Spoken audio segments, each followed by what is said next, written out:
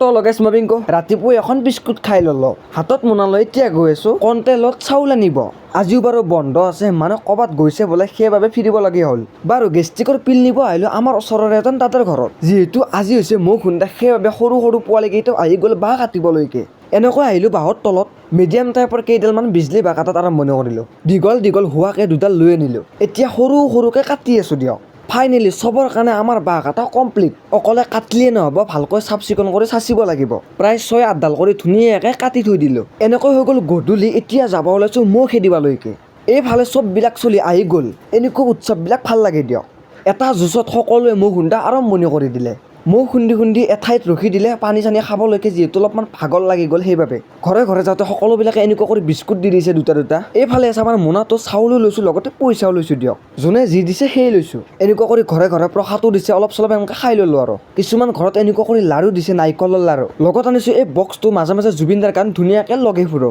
মা কষ্টম খাই কৈছোঁ চবতছে এই নাৰিকলৰ লাৰুটো মোৰ একদম ফেভাৰেট যিহেতু আমাৰ লগত সৰু সৰু কেইটামান ভাইটিও আছে এনেকুৱা কৰি এটা পাল চকলেট খাব দিলোঁ আমি চাউল পাইছোঁ 2 পাল্লা পইচা পাইছোঁ 300 টকা আজি আমি ডক্টৰ চাইছিলোঁ বেষ্ট জয় অসম।